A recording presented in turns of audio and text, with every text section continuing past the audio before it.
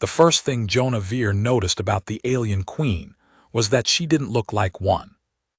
She came through the port gate at 3:17 station time, in the dead hour when Kareth's two moons hung low and ugly over the processing yard. There were no heralds, no banners, no escort of armored Velthari warriors with their compound-eye visors and their ceremonial spears that were also actual spears. She came in a battered transit runner with blast scoring along the starboard nacelle and a cracked dorsal vent that was bleeding coolant into the tarmac. She came with 9 soldiers in field-stripped armor, 2 cooks, 1 priest, and a daughter who was dying. Jonah knew the queen only because his comms officer, Dispatch Caramels, had yanked him out of a dead sleep and thrust a data slate at him with the words, Phase Velorath, 3rd seat of the Rising Sun Dominion, requests immediate priority processing and medical assistance, still glowing in the translation queue. He'd read it twice. Then he'd put on his boots. The Velthari were not a species that requested things from humans.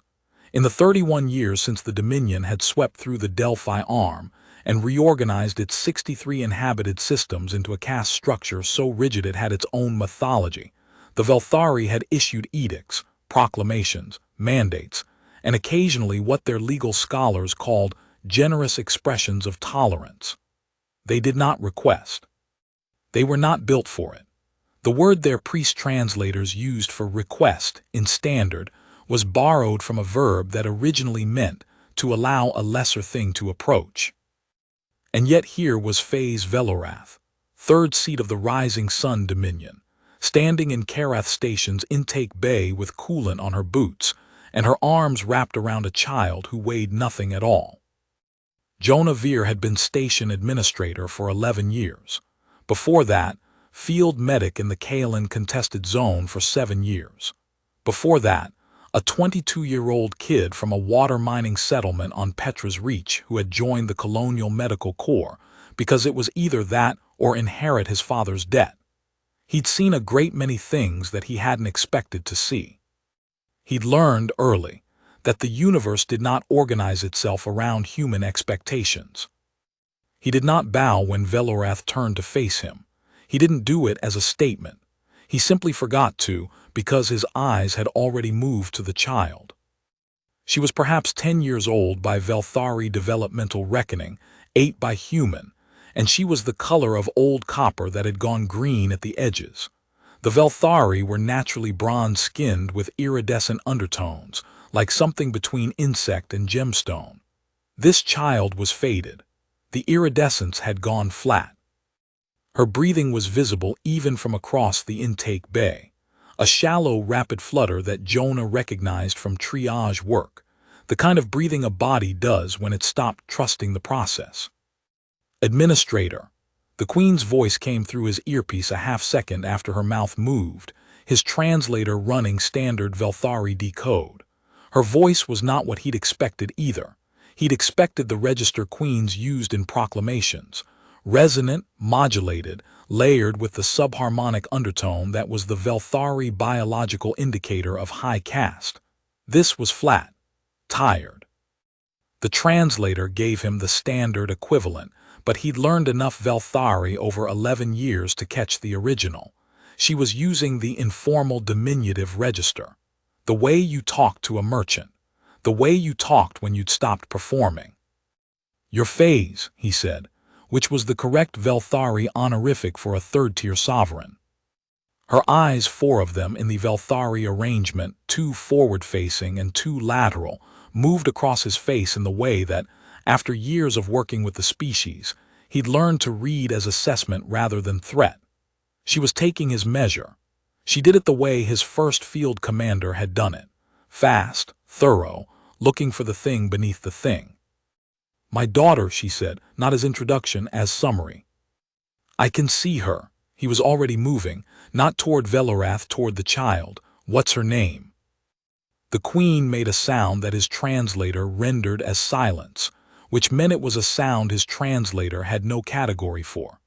He'd heard it before, from Velthari parents in the field, the particular tonal catch that meant grief was present but not yet permitted. Essa, she said finally, her name is Essa. Essa, he said it carefully, making sure the tonal marker was correct.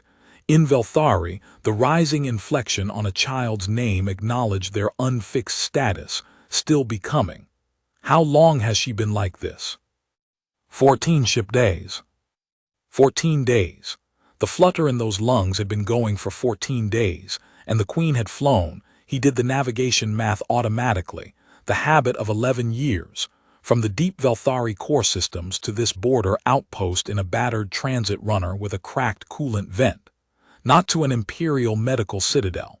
Not to the Dominion's grand healing temples with their Phase 3 ascension chambers and their high-caste physicians. Here. He didn't ask why yet. He'd ask why when the child was on a gurney. Mel's, he said to the air. Medical bays prepped, Cara Mel's voice in his earpiece. Dr. Finch is in. Tell her I'm bringing a pediatric case, Velthari female, approximate age 8 by human equivalent. Respiratory distress, cyanotic presentation. A pause. She says she's not a Velthari specialist. Neither am I. Tell her to be good anyway. He turned back to Velorath. The Queen was watching him with all four eyes, and he could see the set of her shoulders. The Velthari carried tension high, in the lateral musculature beneath their secondary arms, the vestigial pair that most caste members had folded permanently against the torso. Her lateral arms had unfolded slightly. Not a threat display. The equivalent, he knew, of a human whose hands had drifted to their own face without realizing it. Your soldiers can stay in the intake bay, he said. You can come with your daughter, one of your attendants if you want one. Velorath looked at him. Then she looked at her priest, who had positioned himself 4 steps behind her and was radiating the particular stillness of someone who very badly wanted to say something and had been told not to. No attendant, she said. He led her through the station. Karath was a working border installation, not a diplomatic venue. The corridors were stamped metal and recycled polymer, lit by the particular shade of amber that the colonial authority used in all its facilities because some study 40 years ago had said it reduced aggression incidents, which was either true or had simply become true from being believed in long enough. The walls held notice boards, equipment racks, the accumulated small graffiti of 2 decades of transit workers and refugees, and the occasional human soldier who'd been rotated through and had wanted to leave something behind. One of those somethings was a child's drawing, framed behind a scratched plastine cover, that one of the refugee families had given the station 3 years ago as a gift. It showed Karath's 2 moons over what was clearly a child's idea of the station, all wavy lines and lopsided geometry, with a sun in the corner that was much larger than it should have been, and several stick figures standing underneath it with their arms up.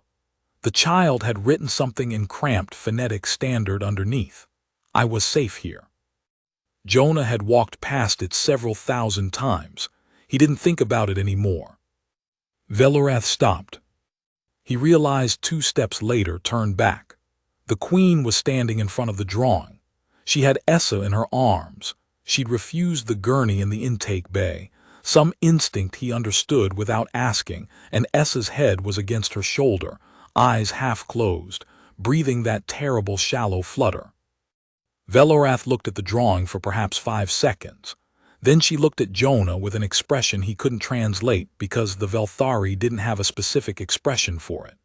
In 31 years of contact, humans and Velthari had catalogued approximately 2,000 distinct Velthari facial configurations and found standard equivalents for most of them.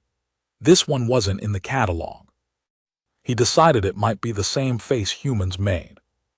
We should keep moving, he said gently. She moved. Dr. Yana Finch was a compact, permanently coffee-stained woman who had come to Karath via field posting on Myril Station, and before that a disaster response posting in the Kerrigan collapse, and she had the particular manner of a doctor who has made peace with working under impossible conditions, by deciding that impossible was simply the default setting and everything was fine. She was fine. Everything was always fine until it wasn't, and then you made it fine again. She took one look at Essa and said, "Table, now." Velorath did not put her daughter down. There was a moment. Jonah had seen these moments before, the clash of two different kinds of absolute authority, both of them reasonable in isolation. He stepped into the space between them before it could calcify into something harder. "Your phase," he said to Velorath, quiet, direct. "Dr. Finch needs to examine Essa to understand what's happening inside her. She can't do that while Essa is in your arms. You can stay right here. You can watch everything. Nothing will happen to Essa that you don't see." The Queen looked at Finch. Finch looked back, not with the particular careful deference that some of Jonah's staff had learned around Velthari, the slight lowering of the gaze, the body angle that acknowledged hierarchy, but with the simple directness of a doctor in a medical bay who wanted to help a sick child and would appreciate it if everyone got out of the way of that. Velorath put her daughter on the table. "Good," said Finch, and moved in. What followed was 40 minutes of medicine.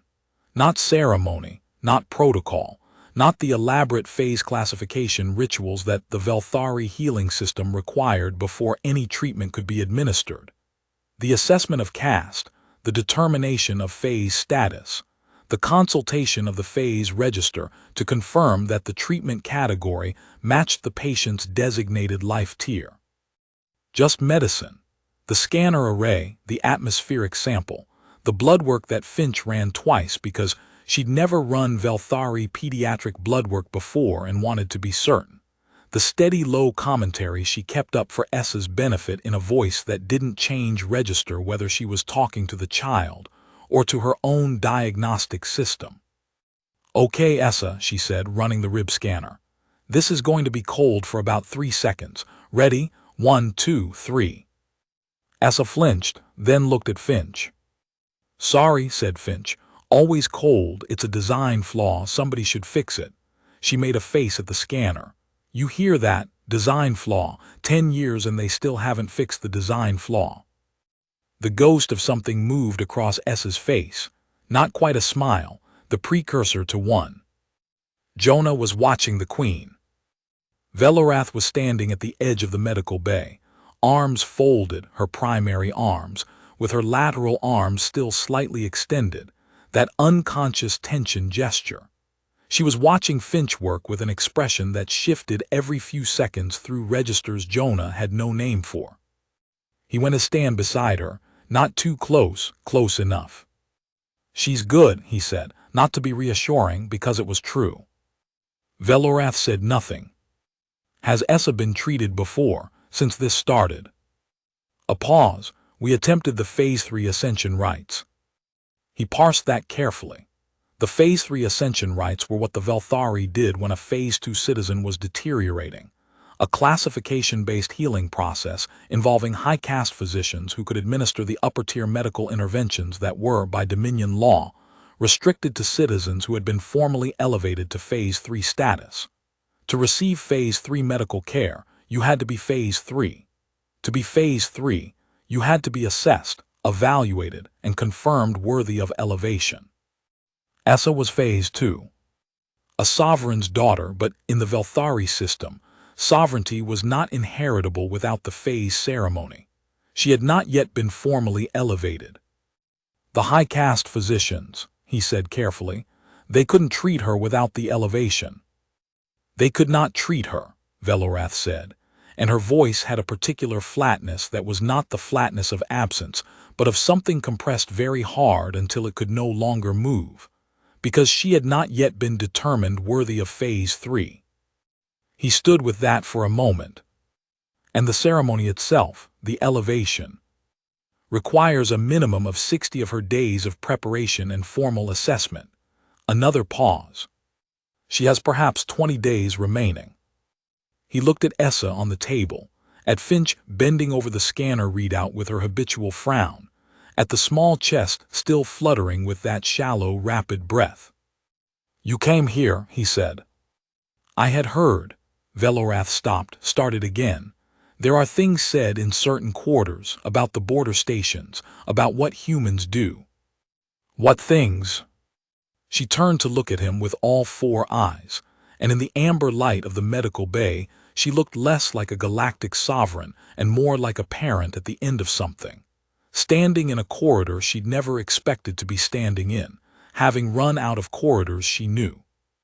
That you treat the ones who come to you, she said, regardless. He held her gaze.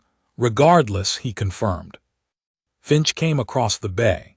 She had her data slate and her habitual frown and a cup of coffee that she must have procured somewhere in the last 40 minutes, because she moved through medical emergencies the way some people moved through grocery stores. Efficiently, with an eye out for anything useful. Bilateral pulmonary crystallization, she said. Velthari specific, the atmospheric pressure differential between her birth world climate and ship atmosphere over 14 days has caused mineral precipitation in the secondary pulmonary sacs. It's not common, but it's not unusual in young Velthari during extended transit in non-native atmospheric conditions. She glanced at the Queen. You went through a lot of transit recently. We have been moving for 8 weeks, Velorath said. Finch absorbed this. That would do it. The good news is it's treatable. The not as good news is it takes time. The treatment protocol involves atmospheric recalibration. I'll need to adjust the air mix in a recovery bay to match her birth world conditions as closely as possible, plus a chelation compound to dissolve the crystal formation, which I'll need to synthesize. I've never synthesized the Velthari version, but the molecular pathway is documented in the Xenomedical database, and I've done the base compound for 6 other species. She looked at Jonah. I'll need to pull someone from the lab. Mel's, he said. On it, said his earpiece. Finch turned back to the Queen. She did it without ceremony. She looked at Velorath the way she looked at all parents in her medical bay, as the critical variable that could either help or complicate the situation, and therefore worth addressing directly. Your daughter is sick, she said. She would have gotten significantly worse in the next week regardless of anything else. She needs the compound, the atmospheric treatment, rest, and probably food. Her nutrient levels are low. She needs to stay here while we treat her. That's somewhere between 4 and 10 days depending on how the crystallization responds.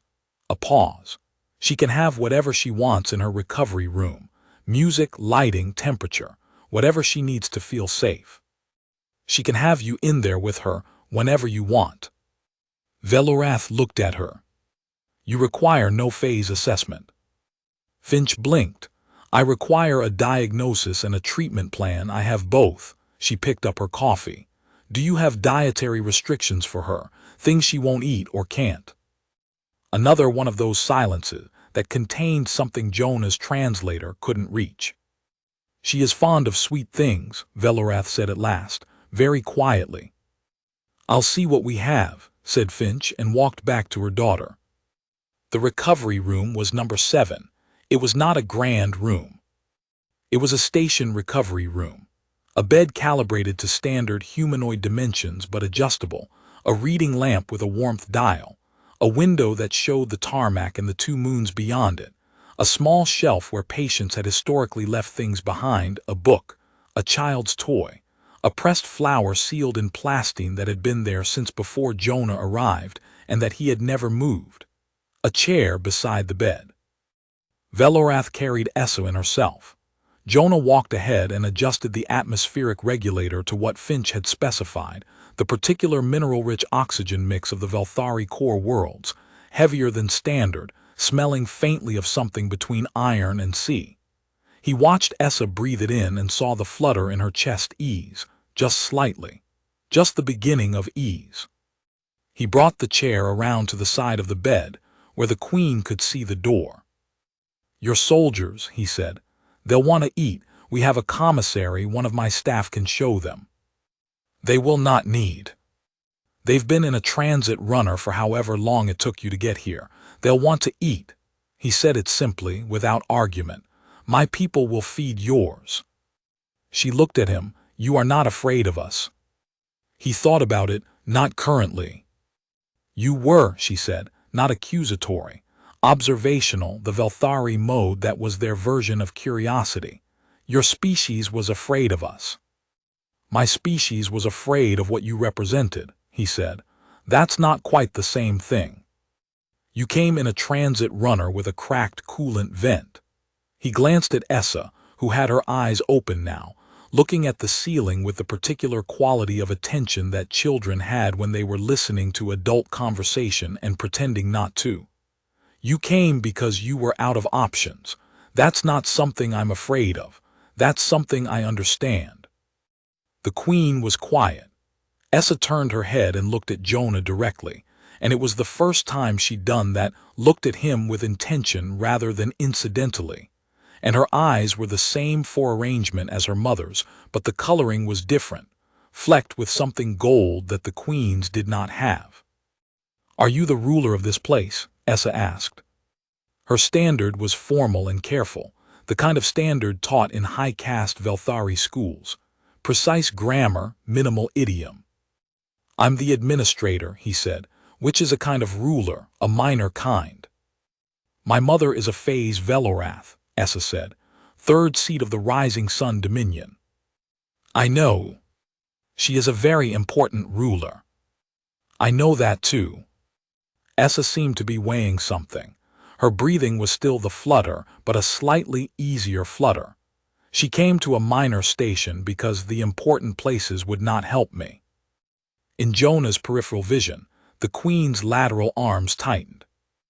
The important places had their reasons, he said. We have our reasons too. What are your reasons? He looked at her, this small copper-green child who was having a conversation about political philosophy while her lungs were still full of mineral crystals, and he thought about all the ways he could answer that question. He could give her the colonial authorities' official framework, the Interspecies Care Compact, the 7 principles of the Karath Station Charter that were laminated on a plaque in his office, and that he'd read perhaps 4 times in 11 years. You're sick, he said, and you're young, those are the reasons. Essa looked at him for a moment longer, then she looked at her mother. Something passed between them that was too small and too fast for Jonah to track, one of the micro-expressions that the Velthari used in close family contexts that no catalog had fully mapped. The doctor said there would be sweet things, Essa said. There will be sweet things, he said. He left them, he had a station to run. The next 3 days were the particular texture of Karath at full operation. The processing queue backed up with the standard daily volume of transit refugees, traders, and colonial authority personnel rotating in or out. The commissary running double shifts because Velorath soldiers had turned out to be extremely hungry, and also, once it became clear that no one was going to make them feel unwelcome, willing to eat almost anything, and the medical lab where Finch and 2 technicians were synthesizing a compound that none of them had synthesized before. Jonah ran the station. He processed the queue. He filled in the shift roster gap when technician Darley came down with a transit infection, and he spent 4 hours doing port inventory that he was extremely overqualified for, which was somehow soothing in the way that tedious, useful work was sometimes soothing. He ate in the commissary and twice found himself at a table with 2 of Velorath's soldiers, who had learned that the synth coffee was better than anything on the transit runner, and had apparently decided this fact outweighed the ideological challenges of eating with a human station administrator. And so they sat there and drank bad synth coffee in a companionable silence that required no translation. The Queen spent most of her time in room 7. He stopped by twice a day. Once in the morning to confirm Essa's readings with Finch's report, once in the evening for no specific reason he could have articulated cleanly. He knocked. He came in when Velorath said to come. He stood at the foot of the bed and asked practical questions about the treatment progress, about whether Essa was eating, about whether the atmospheric calibration was holding, and Velorath answered them in her tired, direct register that he'd begun to recognize as simply her voice, the one beneath the proclamation voice, the one she used when she'd stopped performing. On the second morning, Jonah passed the commissary and found 4 of Velorath's soldiers sitting across from 3 of his own port crew, all 7 of them eating the same synth protein hash that the commissary produced every morning, and the conversation between them was halting and irregular, and conducted mostly in bad standard from both sides, but it was conversation. One of his port crew, a broad-shouldered woman named Tess Akafer, who had a gift for languages she'd never formally studied, was making sounds that were either Velthari or a reasonable approximation thereof, and the soldiers were listening with the particular attention of people who have been abroad long enough to have strong feelings about people who try. He got his own protein hash and didn't interrupt. On the second evening, Essa was awake and had claimed most of the bed, spreading a collection of objects that she'd apparently requested from somewhere: small stones, a piece of wire bent into a geometric shape, 3 of the pressed flower specimens from the shelf that she'd asked if she could look at, and then apparently decided to keep nearby, and was constructing something out of them with the focused attention of a child who had been bored and was no longer bored. "She makes models," Velorath said. "Models of what?" "What she sees, what she wants to understand." The Queen was in the chair beside the bed. She'd been in that chair for most of 3 days, Jonah suspected, except when Finch's team came in to administer the treatment. She made a model of the transit runner when she was 4, out of food packaging. It was structurally accurate. Essa, without looking up from her construction, it was 91% accurate. The docking clamp ratio was wrong. "She corrected it when she was 5, Velorath said. Jonah looked at the arrangement Essa was building. It took him a moment. Then he recognized it, the basic geometry of the station's atmospheric recalibration system, as much of it as Essa would have been able to see from the medical bay and the corridor. She'd rendered the pressure balances with the stones and was using the wire to indicate the flow pathways. "That's," he started. "The regeneration system," Essa said. "Your air system, it's different from the one in the Dominion facilities. The Dominion system uses a compression cascade. Yours uses a balanced flow." She placed a stone with great care. "The balanced flow is more stable under variance load. The compression cascade is more efficient under static conditions. Yours is better for a station that handles different atmospheric requirements." He looked at her. "You figured that out from looking at the vents." "And from asking the doctor," Essa said. "She explained how she was adjusting it for me. I asked questions." He looked at the Queen. Velorath was watching her daughter with an expression that was in the catalog. It was listed as parental esteem, and the note in the catalog said that in Velthari culture it was rarely displayed outwardly. But the note was wrong, Jonah thought, or the culture had shifted. Or the Queen had simply decided that they were past performing. "She should be in school," Velorath said, "not with grief exactly. Something that had been grief for long enough it had changed shape." "She will be," he said. The Queen looked at him. "The treatment's working," he said. "Finch said the crystallization rate reversed by 30% yesterday. She'll tell Essa it reversed by 30% the way she always tells patients their numbers, directly, specifically, with the reasoning attached, because she believes patients do better when they know exactly what's happening in their own bodies." He paused. "Essa will probably tell you the compound's molecular pathway is interesting." Velorath was quiet for a moment. "She already has." On the third morning, walking the corridor between the port office and the commissary, Jonah nearly ran into the priest.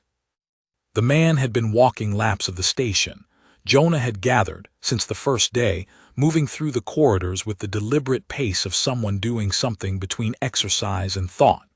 He was older than Velorath, with the particular quality that Velthari elders had, the bronze going deeper and more inward, like something that had been cooling for a long time. He wore the formal garments of a Dominion high priest, which were elaborate and clearly impractical for transit, and which he wore anyway because That was what high priests did. His name, Jonah had learned from the translation manifest, was Ethvorin. His title translated as something between Keeper of Order and Reader of the Phases, which in the Velthari priestly tradition were the same thing. Ethvorin stopped when he nearly ran into Jonah. He looked at the administrator with the careful look of someone who has been wanting to say something for several days and is still deciding whether to say it. Jonah stopped. He had 3 route clearances waiting and a shift briefing in 20 minutes, and he stopped anyway. "Your station," Ethvorin said. His standard was precise and old-fashioned, the kind that came from translation records that hadn't been updated in 30 years. "It operates without phase assessment." "It does." The priest was quiet for a moment. In the Dominion, the phase system is the structure of civilization. It is not merely a medical or economic policy. It is the order by which the universe is organized. Each phase has its nature, its function, its purpose. Phase 1 cultivates. Phase 2 builds. Phase 3 guides. He paused. The system has been refined over 400 years. It has produced stability, advancement, the reduction of chaos. "I know," Jonah said. "It has also," Ethvorin said, slowly, with the care of a man saying something he has been working toward for a long time, produced a situation in which the Phase Velorath's daughter was dying, and the appropriate Dominion medical facilities were unable to assist her. Jonah waited. "I have served the Phase Velorath for 20 years, the priest said. "I have served the Dominion for 40. I believe in the phase system. I believe in the ordered structure of civilization. I believe that chaos is the enemy of flourishing and that the phases are the architecture against chaos." He looked down at the corridor floor, at the stamped metal and the worn polymer. "I came to her on the 7th week. I told her about the border stations. I told her what humans do here." "You told me," Jonah said. "She told you what I told her." "Yes." He was quiet. "I have been thinking since then about what that means, about what it means that a priest of the Dominion told his sovereign to take her dying daughter to humans because the Dominion could not help her." He looked up. "I do not have a resolution to that thinking." "That's okay," Jonah said. "The thinking's the point." Ethvorin looked at him. "You are not a philosopher." "I'm a port administrator." "And yet," the priest made a gesture that translated Jonah's experience told him as something like acknowledgement, "you do not ask permission to help people." "No." In the Dominion, every action exists within a permission structure. The phases define what each citizen is permitted to do, to receive, to become. The structure is the civilization. A pause. "I was taught this. I believe this. I also," he stopped. "Also," Jonah said. Ethvorin looked at the corridor wall, at the notice boards, the equipment racks, the small graffiti, the drawing in its scratched frame.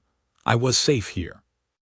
"Also," the priest said quietly, "I sat with the Phase Velorath for 6 days in a transit runner watching her daughter struggle to breathe, and I thought about the Phase 2 facilities in the Vel system where we had stopped, and the Phase 3 medical citadel in Keth where they had been so very sorry, and I thought, perhaps the permission structure has a flaw in it somewhere." Jonah nodded. "Your Phase Velorath said something similar, about design flaws." "She said that?" Ethvorin looked surprised. Then something eased in his expression. "She would. She is very like her daughter in some ways. They both look directly at things." He was quiet.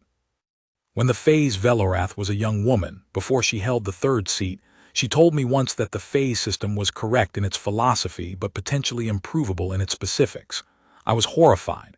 I told her that the system was the system. She told me that all systems were designed by someone, and anything designed by someone could in principle be improved by someone." He made the acknowledgement gesture again, smaller. "I told her she was too young to have opinions about the phase system. She told me everyone was old enough to have opinions about the systems they lived in." Jonah thought about an 8-year-old at a window saying, perhaps they found a better system. She raised Essa to think like that, he said. She raised Essa to think, Ethvorin said. She has always believed that thinking is more important than any particular conclusion the thinking arrives at.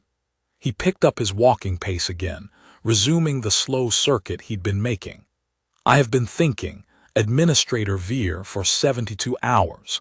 I do not know yet what conclusion I am arriving at, but I believe I am arriving at one. He walked on. Jonah watched him go, then checked his timepiece and walked to the shift briefing. On the third day, the Queen came to find him. He was in the port office doing route clearances, which was the unglamorous arithmetic of transit management. Slot allocations, queue positioning, the occasional argument with a freight captain who believed that the rules applied to everyone except freight captains. His door was open, which it usually was, and Velorath arrived in the doorway without announcement or preamble and stood there until he looked up. He gestured to the chair across the desk. She sat. "You want to understand why I came here," she said, "not a question." "I wondered." She was quiet for a moment, and he recognized the particular Velthari pause that meant something was being organized rather than withheld. The Velthari had strong organizational instincts. They processed before they spoke, especially about things that mattered. It was one of the things that made them seem cold to humans who didn't know them and comprehensible to humans who did. "The Dominion's medical system," she said at last, "is organized by phase. You know this. I know this. A citizen in Phase 2 has access to Phase 2 medical interventions. To receive Phase 3 interventions, you must be elevated. To be elevated, you must meet the elevation criteria. The criteria are specific. The assessment is thorough." She folded her primary hands together on her lap. "My daughter is Phase 2. She has not been elevated. She is 13 years from meeting the minimum assessment criteria under standard progression." 13 years, he said. "The elevation can be accelerated, with documentation of extraordinary distinction in one or more phase assessment categories." Her voice was very flat. "My daughter is 8 years old. She is extraordinarily distinguished in nothing yet. She has had no time to be." He said nothing. There was nothing useful to say. "The physicians at the Dominion Medical Citadel and the Keth system were clear," Velorath continued. "They could not administer Phase 3 interventions to a Phase 2 citizen without elevation. The elevation ceremony requires 60 days of preparation. My daughter would not survive 60 days. A pause. "They were very sorry." He held her gaze. "They were sorry," she said again, and there was something under the flatness now, something that had been compressed past its compression point and was starting to move. "They offered to document her case, for the archives, so that the phase assessment criteria might be reviewed." The lateral arms shifted. "For future cases." He let the silence sit for a moment. "Then, you'd heard about the border stations." "There are always things said," she said. "In certain quarters, I had heard them before, I had not." She stopped. "In the Dominion, we do not go to humans for things. We process humans. We assess humans. We categorize humans along the phase scale that we established for your species. Most humans are Phase 2, which is the working tier which is appropriate." She said this not with contempt, but with the particular certainty of someone reciting a thing they had been taught so long ago it felt like knowledge. "That is the appropriate arrangement." "And yet," he said. "And yet," she said. She looked at his desk, at the route clearances and the port logs and the slightly crushed cup of synth coffee that he'd been working on for 2 hours. The ordinary detritus of a border station, administrator doing border station administration. "I have spent 8 weeks, she said, running. I ran from the medical citadel in Keth to the healing temples in the VAR system to the Phase Assessment Council in the capital. I ran to every Phase 3 resource in the Dominion. Everyone told me the same thing. The phase cannot be bypassed. The assessment cannot be accelerated. The criteria are the criteria." She looked at her hands. "They were all very sorry." "What changed your mind about coming here?" She was quiet for a long time, long enough that the port comm crackled once, and he silenced it without looking away from her. "My priest," she said at last. "He has served me for 20 years. He is a very proper man. He believes deeply in the phase system. He believes in the rightness of the Dominion's order." A pause. "On the 7th week he came to me in the ship's cabin and he said, 'There are human stations on the border that treat without phase assessment.' I had heard this before. He had not told me before. He told me, 'Perhaps we should consider it.'" Jonah looked at the Queen. He thought about the priest he'd seen in the intake bay, 4 steps behind her, radiating the stillness of someone who had something to say. He thought about what it had cost that very proper man to say what he had said on the 7th week. "He loves her too," Velorath said simply. "He has known her since she was born." Jonah Veer had been doing this for 11 years. He had administered Karath Station through 2 Dominion inspections, a transit refugee crisis that had put 800 people in temporary housing on the tarmac for 6 weeks, a docking accident that had killed 2 of his port crew, and that he still dreamed about on bad nights, and the daily accumulated weight of being the thing that stood between the border and whatever came through it. He had made a policy of not becoming personally invested in individual cases, because becoming personally invested was how you burned out, and burning out served no one, and he had 7,000 people on his processing queue who needed him to not burn out. He was looking at the queen of a galactic empire who had run for 8 weeks through a system that cared more about her daughter's classification than her daughter's lungs, and he was aware that he had possibly already become personally invested. "Finch's compound is working," he said. "You know this." "I know this." "Another 6 days, probably. Then some recovery time. The crystallization is dissolving. Her lungs will clear." He paused. "She'll need the atmospheric calibration for a while after. We can set you up with a portable unit for the runner. And the compound is synthesizable. Finch can give you the documentation, and any medical facility with basic lab equipment can reproduce it." Velorath looked at him. "You will simply give us this." "We will simply give you this. No phase assessment." "No phase assessment." She was quiet. "Then what do you require from us in exchange?" He thought about it. He thought about it the way you thought about things when you'd been doing a job long enough that the job had become a set of instincts, and the instincts were now the answer. "Nothing," he said. "We don't work that way here." "Everything requires exchange," she said. It wasn't suspicion exactly.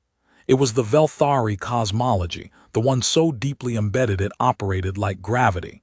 The phase system was an exchange system, a categorization of what each tier gave and received, a great ordered accounting of the universe's ledger. Everything in its place, everything knowing its phase. "Not everything," he said. She looked at him for a long time. He let her look. He'd found over the years that one of the most useful things you could do was simply be looked at without flinching. "Why?" she said finally. "Not why do you require nothing." He understood the question without the specification. "Why do you do this at all?" He thought about the drawing in the corridor. "I was safe here." He thought about the pressed flower on the shelf in room 7 that had been there since before he arrived, left by someone he'd never met and never would, as evidence that someone had been here and had mattered and had been treated like they mattered. He thought about a 22-year-old from a water mining settlement on Petra's Reach who had gone into field medicine because of debt and discovered there that the actual work, the thing underneath the work, the reason behind the reason, was simply this. Someone in front of you was hurting, and you had something that could help, and nothing else in the universe was more important than those 2 facts. "Because she's a child," he said, "and she's sick, and we can help her." He paused. "It's not more complicated than that." Velorath looked at him. The 4 eyes, the lateral arms folded close now, the tired face of someone who had been performing sovereign authority for 8 weeks straight and had arrived somewhere she did not have to. She said, In the Dominion, children of Phase 2 are educated in the Phase 2 curriculum. The Phase 2 curriculum prepares them for Phase 2 roles. They are taught that Phase 3 represents the ideal toward which one should aspire, that the system elevates those who are deserving. She stopped. My daughter, as Phase 2, was educated this way. I am Phase Velorath, third seat of the Rising Sun Dominion. My daughter is Phase 2 because she has not yet been elevated. She has never questioned this. She accepted the curriculum. A long pause. Last night she asked me why the humans do not use the phase system. What did you tell her? I told her I did not know. He nodded. What did she say? Velorath looked at a point somewhere above his left shoulder for a moment, and her expression did a thing he had no catalog entry for. She said perhaps they found a better system. A pause. Then she went asleep. On the fourth day, Essa asked Finch about the chelation compound. Finch reported this to Jonah with the particular expression she used when patients did something that surprised her in a way she approved of. She wanted to know the molecular pathway, not the dosage, the pathway.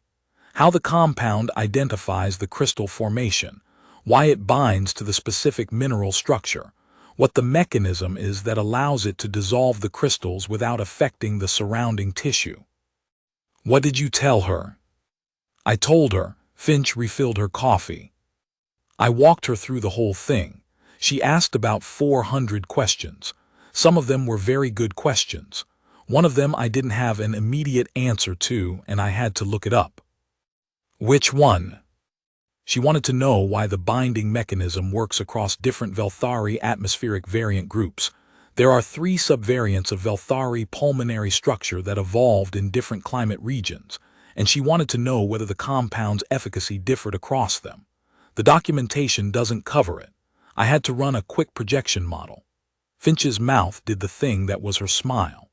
The projection suggests it's effective across all 3, with slight efficiency variation. I told her.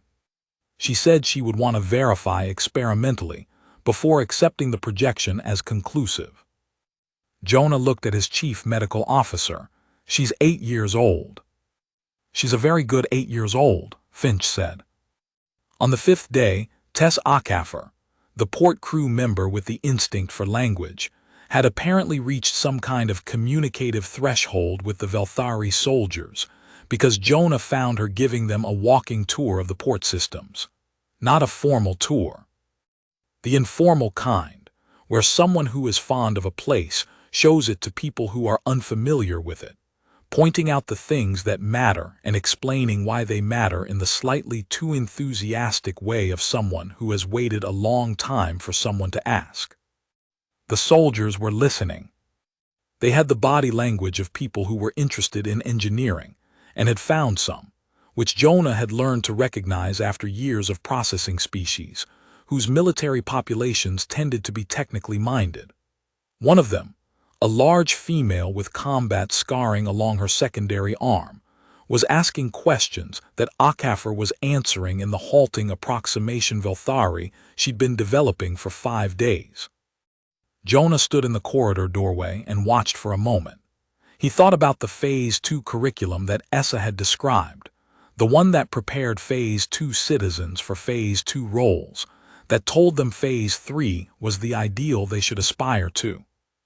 He thought about Velthari soldiers learning how a human border station's port systems worked, because a human port crew member had thought they might be interested. No phase assessment required. He went back to his route clearances. On the 6th day, Essa walked without assistance. It was not a long walk from the bed to the window, which was perhaps 4 meters, but she did it steadily, and when she got to the window she put her hand on the glass and looked out at the tarmac and the 2 moons, which were both up in the late afternoon and casting the double shadow that gave Karath its particular quality of light. Finch, who was not given to sentimentality as a rule, made a note in the chart and then went to her office and stayed there for a few minutes. Jonah saw her emerge with red eyes and did not comment on it, because he was a person of basic emotional competence, and also because he'd done the same thing twice in 11 years and would do it again. Velorath stood beside her daughter at the window and did not speak. Essa looked out at the tarmac for a long time, at the battered transit runner with its cracked coolant vent, which one of the port techs had repaired 2 days ago because it was bothering him to look at it, and it wasn't that complicated a fix. At the port crew moving between the docked vessels, the ordinary motion of a working station. At the 2 moons. "I want to come back here," Essa said. "Essa." "When I am elevated," the child said. "When I am phase 3. I want to come back here and study the atmospheric system, the balanced flow design. I want to understand how it works across variable atmospheric loads." She looked at her mother. "I want to learn from the doctor, from Administrator Veer." Velorath looked at her daughter.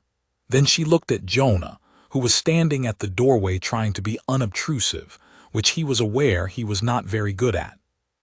"You would have her come back," Velorath said to him, not quite a question.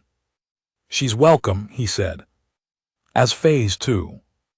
As Essa," he said. The Queen looked at him. The thing moved across her face again, the uncatalogued expression. He was beginning to think it might be specific to her. The particular face a person made when something they'd believed for their entire life shifted, just enough to show them the outline of something they hadn't known was there. "The phase system," she said, "has served the Dominion for 400 years. "I know," he said. "It has produced order, stability, advancement." She was looking at the 2 moons.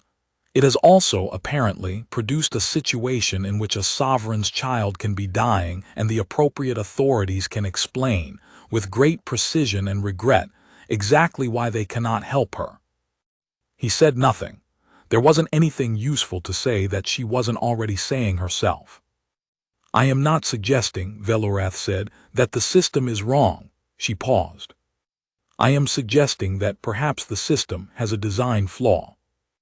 He thought about Finch at the scanner, making the same observation about different systems, with the same dry, matter-of-fact delivery of someone who had identified a problem, and was already thinking about how to fix it. "Systems can be improved," he said. "Yes," said the Queen, "they can." On the 8th day Finch cleared Essa for departure. She did it with her usual economy.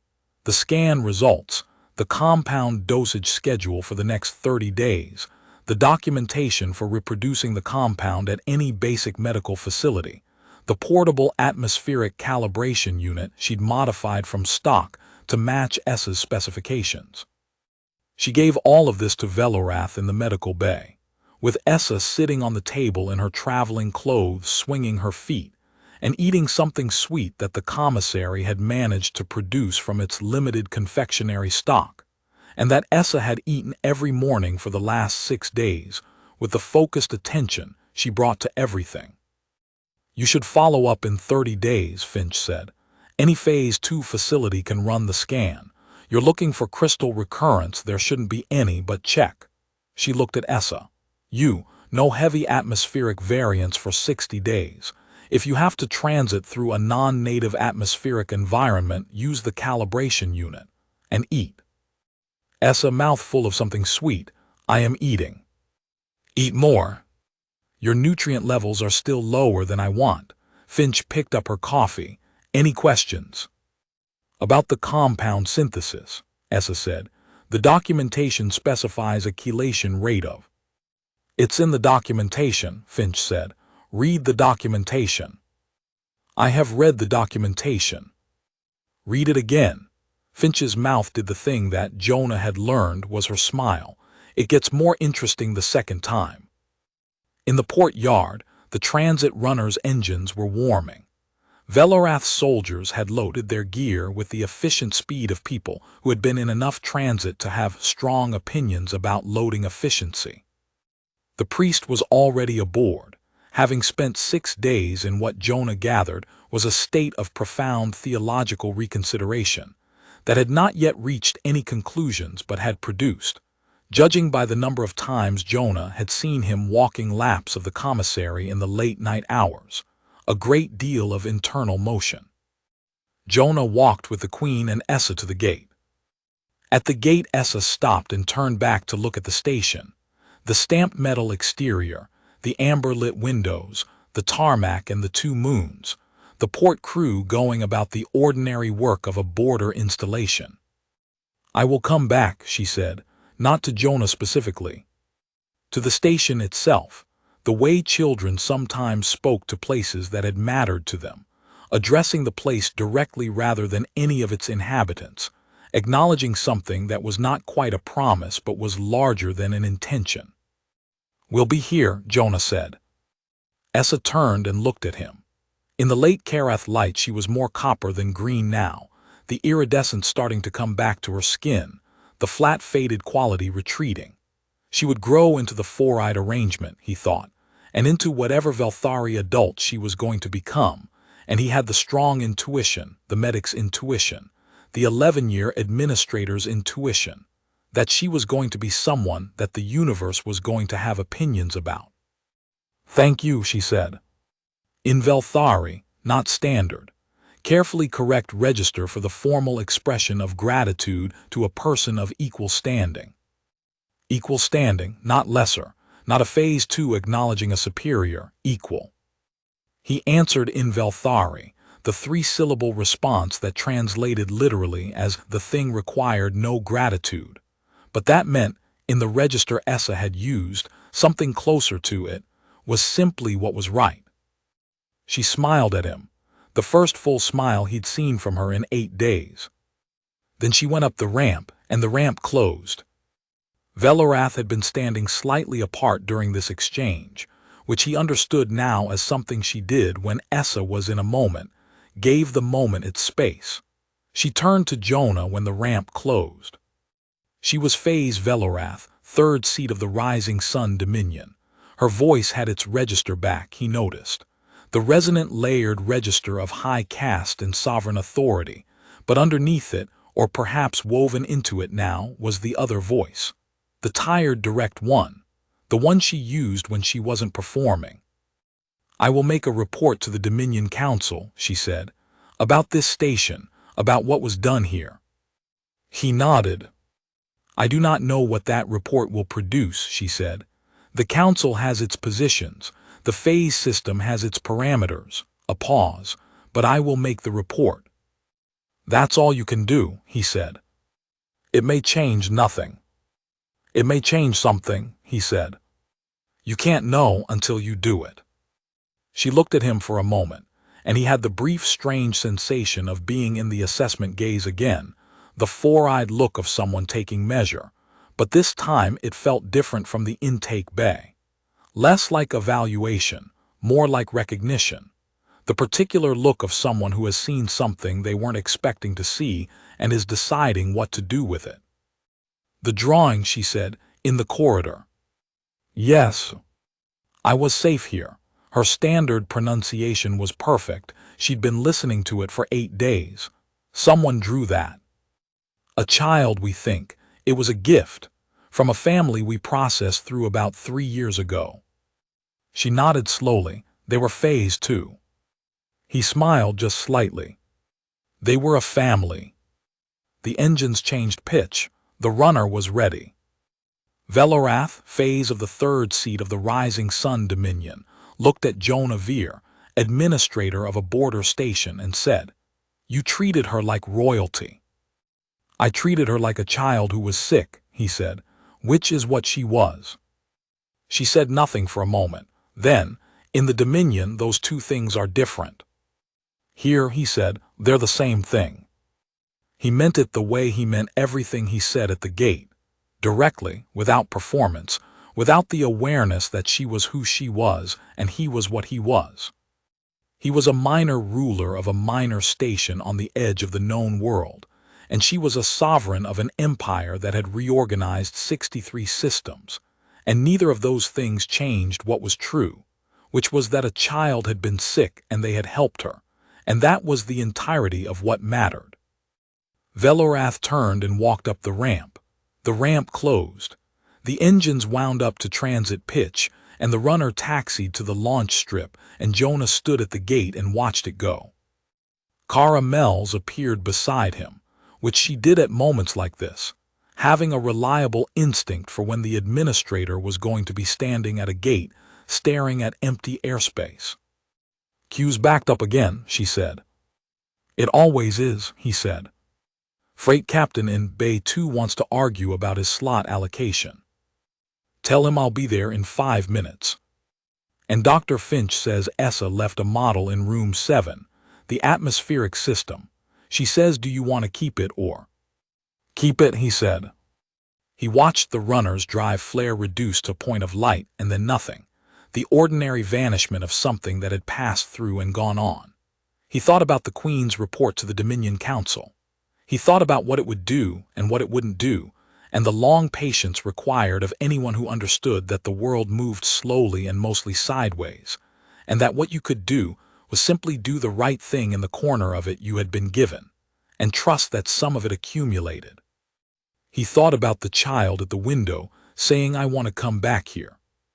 He turned and walked back through the gate, past the drawing in its scratched plastine frame, past the notice boards and the equipment racks, through the amber light that was either calming or had simply been believed in long enough to become calming, into the ordinary ongoing work of a border station in the business of treating people regardless, which was the same work it had always been and would be tomorrow and the day after.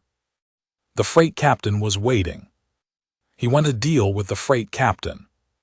The moons of Karath went on doing what moons did, indifferent and enormous and present, throwing their double shadow across the tarmac where nothing was parked anymore except the ordinary vessels of ordinary transit, and a portable atmospheric calibration unit that one of Velorath's soldiers had forgotten beside the runner's old parking spot, and that would be there when they came back. Jonah had already set it aside. He updated the processing queue log. He filed the route clearances. He wrote the incident report that Karath Station was required to file any time a foreign dignitary passed through, which was a form that had been designed for trade envoys and minor administrative delegates, and did not have a field for Phase Velorath, third seat of the Rising Sun Dominion, arrived with a dying daughter and 9 soldiers, and a priest in the middle of a system whose own medical infrastructure had turned them away. He filled in the form as accurately as he could and submitted it, and imagined briefly what the colonial authorities' bureaucratic processing chain was going to do with it, and decided that was someone else's problem. He sent a brief note to Dr. Finch. "Good work," she sent back, "obviously." He sent the same note to Mells, to Okafor, to the lab technicians who had stayed late on the compound synthesis, to the commissary staff who had found sweet things. Each of them sent back something brief and characteristic, and none of them treated it as more than what it was, the ordinary end of an ordinary piece of work, the kind that Karath Station did every day in every processing queue and medical bay and commissary table, the accumulated small work of treating people regardless. He thought that was exactly right. He thought the moment it became more than that, the moment it became a gesture, a statement, a performance for anyone's benefit, was the moment it stopped being the thing it actually was. You didn't treat people like people because it was grand or because someone was watching. You did it because it was the morning and there was a queue, and in the queue there were people and some of them needed help, and you had help to give. He wrote his end-of-shift notes. He left his office. He walked the corridors in the direction of the commissary, past the notice boards and the equipment racks and the drawing in its scratched frame, and he did not stop to look at it because he'd already looked at it this morning and knew what it said. Outside, the 2 moons climbed their slow arc over Karath, and somewhere in the deep transit lanes between star systems, a battered runner with a repaired coolant vent was carrying a queen and a priest and 9 soldiers, and a child who was breathing easier with every hour, whose lungs were clearing the way things cleared when you got out from under what had been pressing on them.